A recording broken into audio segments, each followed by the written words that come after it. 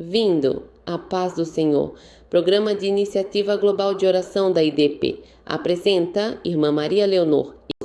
A oração como disciplina espiritual, por Benjamin Feliz.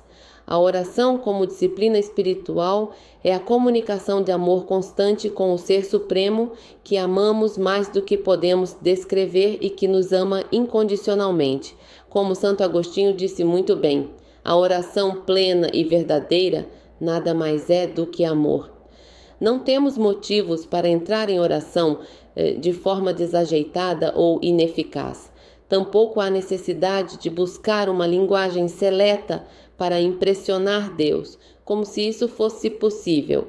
A maneira como oramos depende de nossa percepção de Deus e de nosso relacionamento com Ele.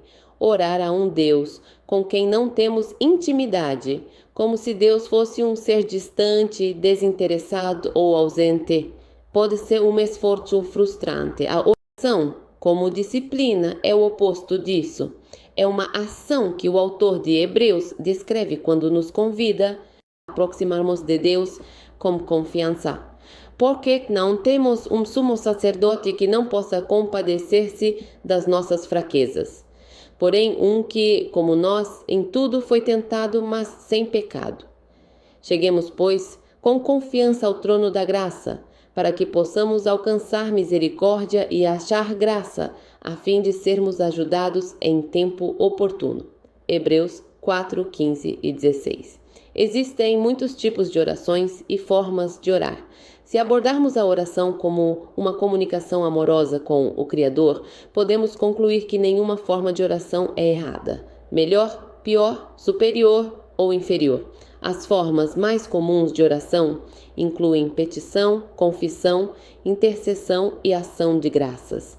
Na Bíblia, temos muitos exemplos de cada uma delas.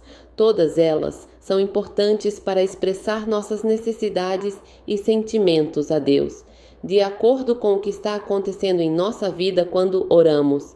Podemos nos aproximar de Deus como um filho se aproxima de seu pai, dependendo dele para obter provisão.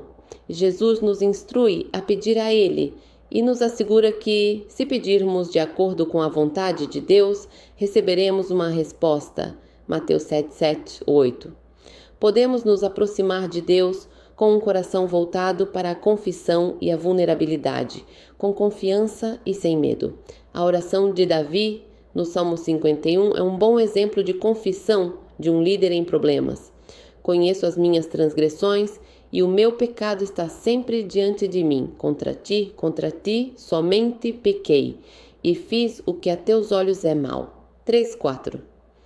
No Novo Testamento, João nos assegura que, se confessarmos os nossos pecados, ele é fiel e justo para nos perdoar os pecados e nos purificar de toda injustiça. 1 João 1:9. A oração intercessora por um líder é uma responsabilidade alegre, embora aqueles a quem servimos nos peçam para interceder por eles. A intercessão não é apenas pelo ministério ou pelos líderes, mas também por toda a igreja. Um ministério do qual todos os crentes devem participar é a oração intercessora. Dietrich Bonhoeffer compartilhou: a oração intercessora é o banho purificador no qual o indivíduo e a comunidade devem participar diariamente.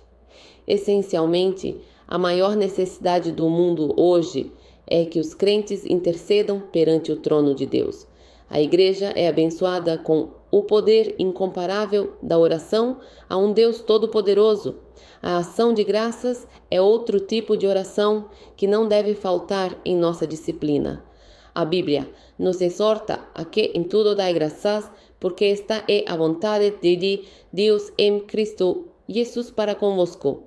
1 Tessalonicenses 5:18. Ser grato é um ato de humildade e uma maneira de expressar a Deus. De expressar a Deus nosso pleno reconhecimento de que tudo o que somos e tudo o que temos, a começar pela própria vida, recebemos por sua graça e não por nossos próprios méritos. A ação de graças deve ser mais do que uma forma de oração para o líder, e um modo de vida, uma vida de gratidão. A oração é uma marca de grande liderança espiritual.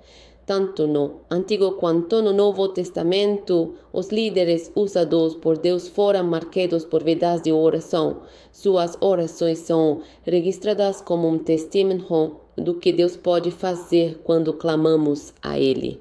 A oração é nosso recurso celestial para as provações na terra. A história da Igreja está repleta de homens e mulheres piedosos que dedicaram suas vidas ao ministério da oração. A oração nada é que um relacionamento contínuo e crescente com Deus Pai, Filho e Espírito Santo. Isso é particularmente verdadeiro na oração comum. Os doentes e os pobres recorrem à oração comum com a mesma liberdade que os saudáveis e ricos. Ninguém tem nenhuma influência aqui. Não devemos nos sentir desencorajados por nossa falta de oração. Com o tempo, o desejo de orar levará à prática, e a prática aumentará o desejo. Até mesmo nossa falta de oração deve ser entregue a Deus. Não nos esforcemos excessivamente na oração.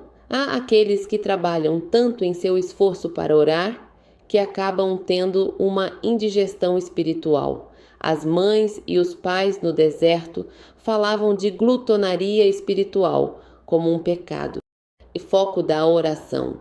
Se você não tem o hábito de orar em sua vida, não tente começar com 12 horas por dia. Reserve alguns momentos e use toda a sua energia neles. Aprendamos a orar mesmo quando vivemos na iniquidade. Oremos em meio às nossas lutas internas contra o pecado. O pecado nos separa de Deus, mas tentar escondê-lo nos afasta ainda mais. No início, é mais sensato buscar a experiência comum da oração do que revelações e êxtases divinos. Essas experiências de êxtase podem nos sobrecarregar e nos distrair do verdadeiro propósito da oração. Dia 12. Oração Pai Celestial. Chegamos a Ti hoje com a confiança de que nos ama e deseja comungar conosco por meio da disciplina da oração. Receba nossas orações e nosso louvor. Somos gratos por todas as suas bênçãos e graça para conosco. Unja e abençoe os líderes de sua igreja. Fortaleça cada um deles e suas famílias e os aproxime cada vez mais de você. Dê-lhes sabedoria. Amém. A paz do Senhor seja com você. Obrigada pela atenção.